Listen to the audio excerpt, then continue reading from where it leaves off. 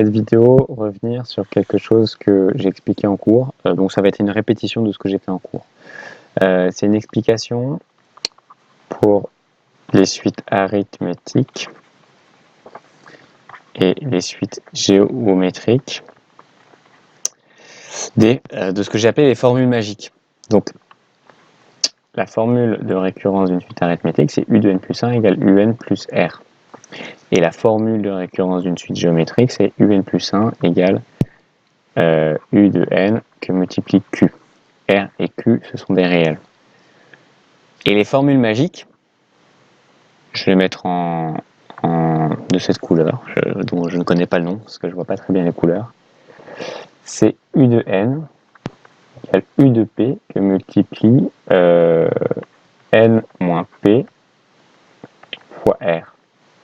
Et ici, la formule magique, c'est U de n égale U de P que multiplie... Oula, je suis en train de recopier la même, pardon. On fait... donc U de n est égal à U de P, pardon, est égal à U de P que multiplie Q à la puissance n moins P. Je rappelle que ces formules magiques, les formules magiques, elles servent à trouver en un calcul la valeur d'un grand nombre. Les formules magiques, c'est pour trouver en un calcul un terme. Oui, un terme plutôt qu'un grand nombre, pardon. Par exemple, pour trouver U de 1000 en un calcul. Et pourquoi ça a son importance? Parce que je rappelle que ces formules-là, c'est des formules définies par récurrence. C'est des formules avec une machine où je rentre un nombre, il y en a un qui ressort, il re-rentre, il ressort, il re-rentre, il ressort, il re-rentre, il ressort. Et du coup, pour arriver jusqu'à U1000, j'ai besoin de faire tourner ma machine 1000 fois. Alors que si j'ai une formule magique comme ça, j'ai pas besoin de faire tourner ma machine, je vais directement pouvoir calculer U1000. Comment ça marche? Et bien déjà, regardons à quoi ressemblent nos suites. Je vais plutôt prendre ça. Tiens, on peut même faire un beau trait. Génial. Je suis en train de découvrir Paint. Là, en même temps que je crée la vidéo. Donc,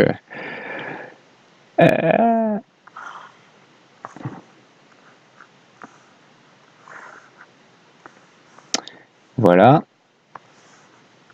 Hop. Donc, ici, on a nos n. Et ça va être la même chose. 0, 1, 2, 3, 4.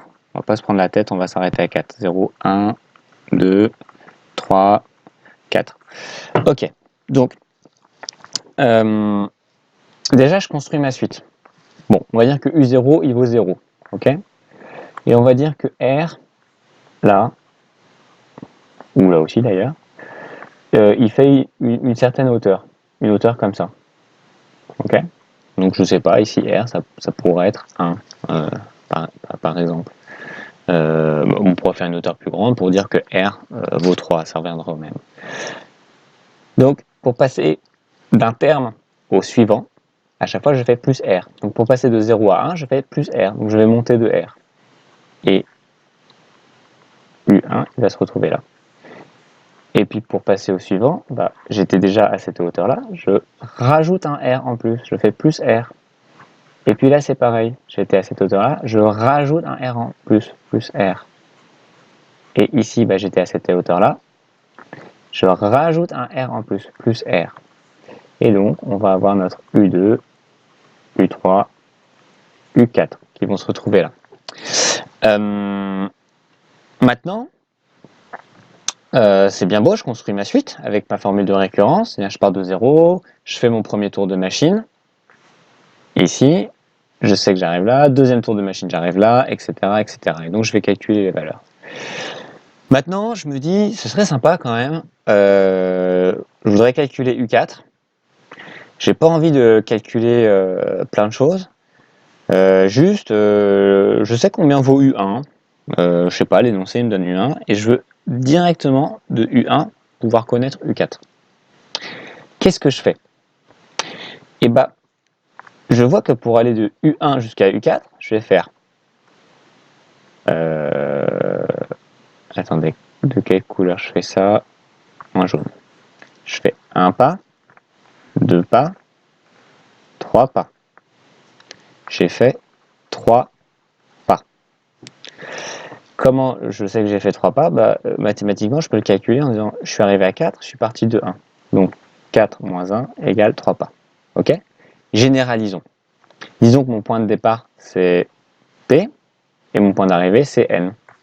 Je suis parti de P et je suis arrivé à N. Et de la même façon, N moins P, ça va me donner le nombre de pas que j'ai fait.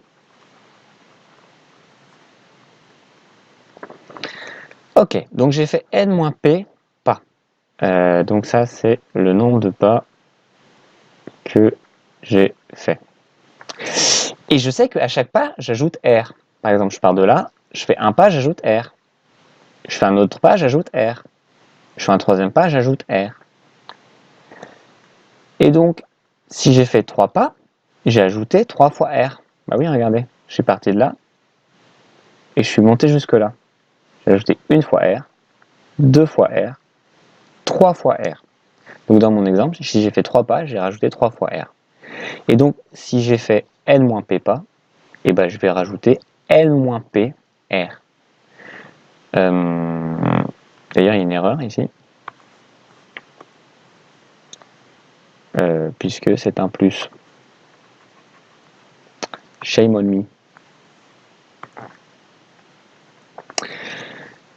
Et donc, je suis parti de mon point de départ. Dans mon exemple, mon point de départ, c'est U1, le rang U1. Mais si je généralise, en fait, je pars de UP. Et j'arrive à U4 dans mon exemple. Donc, si je généralise, j'arrive à UN. Et donc, P, c'est le point de départ.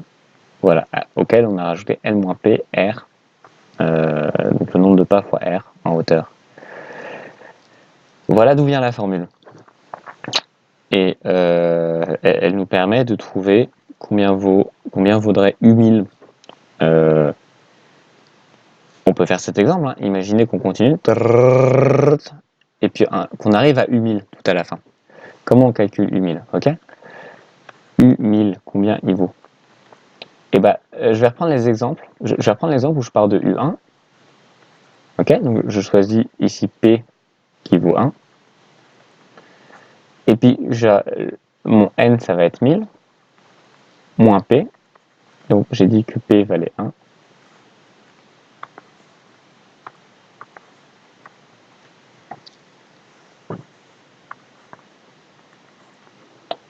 Je multiplie R. Et comme ici dans mon exemple, j'ai dit que à R, à chaque fois qu'on avait R, on faisait plus 1, bah, je vais rester là-dessus. Donc, combien vaut U1000? Il vaut U1, bah, il est à une hauteur de 1. 1 plus 999 fois 1. Donc, U1000, il va valoir 1000. Bon. Ici, c'est un hasard hein, que le terme, donc U1000, il vaille la même chose que l'indice. C'est parce qu'en fait, à chaque fois, on rajoute plus 1. Donc, en fait, U1, il vaut 1, U2, il vaut 2, U3, il vaut 3, U4, il vaut 4. Mais c'est un exemple très particulier, peut-être un peu maladroit, parce que ici, j'ai choisi une hauteur 1. Mais si on avait choisi que la hauteur, elle valait 2, ça aurait été un peu différent. Voilà. Maintenant qu'on a vu ça pour les suites arithmétiques, on passe aux suites géométriques. Qu'est-ce qu'on a dans les suites géométriques?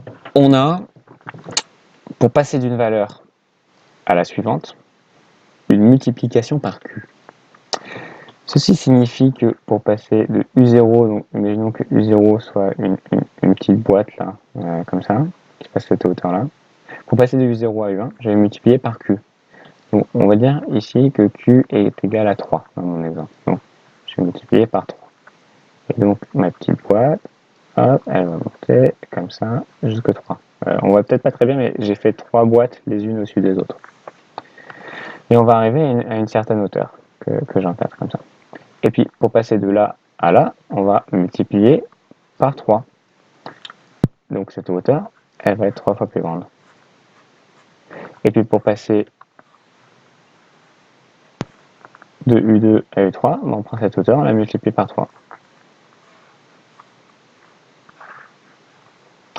Et puis à chaque fois, par-dessus, on peut mettre nos petites croix, comme on a fait dans cet exemple, avec ici U0, U1, U2, U3. Alors, maintenant la formule magique.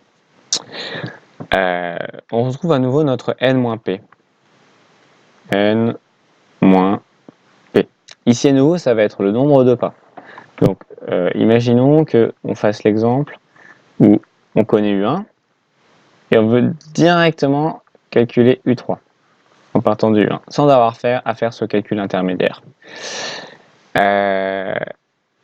On part de U1, on fait un pas, 2 pas, on arrive jusqu'à U3. On a fait 3 moins 1 égale 2 pas. Si je généralise, ici, ce serait mon point de départ P, ici, ce serait mon point d'arrivée N, et donc j'aurais fait N moins P, pas. Okay, donc ça, c'est le nombre de pas qu'on a fait. Qu'est-ce que je fais à chaque pas? À chaque pas, je multiplie par 3. Donc là, j'ai multiplié par 3. Et à ce pas ici, j'ai aussi multiplié par 3, que j'ai oublié de mettre. Donc ça veut dire que pour passer de U1 jusqu'à U3, j'ai fait x3, premier poids, fois 3, premier pas. Autrement dit, j'ai fait 3 à la puissance 2. Comme j'ai fait 2 pas, j'ai 3 à la puissance 2. Donc, si jamais j'avais fait n-p pas, j'aurais avancé de 3 à la puissance n-p. Okay, et donc on comprend pourquoi Q, qui est ici votre 3, c'est Q à la puissance n-p. Et puis ça, c'est mon point de départ, c'est U1. Donc je donne juste l'exemple de cette formule, dans ce cas particulier qu'on vient de faire. Je reprends le noir. Donc UN, ici dans ce cas particulier, c'était ce qu'on cherchait. UN est égal à quoi? Il est égal à UP. UP ici, c'était mon point de départ. Que multiplie Q à la puissance n-p. On a dit que Q ici, c'était x3, la raison. Donc 3, c'est Q, à la puissance n-p. Et j'ai dit que n, mon point d'arrivée, c'était 3, et mon point de départ, c'était 1. Donc 3 moins 1. Et donc ici, U3 est égal à U1, qui multiplie 3 à la puissance 2. Okay, et puis si je remplace U1, qui ici vaut 3, puisqu'on avait dit qu'on était parti de 1 fois 3, ça fait 3. U3 égale 3 fois 3 au carré. U3 est égal à 3 à la puissance 3, donc 27.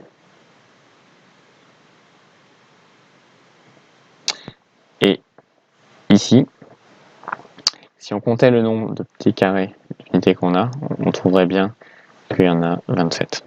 Et voilà.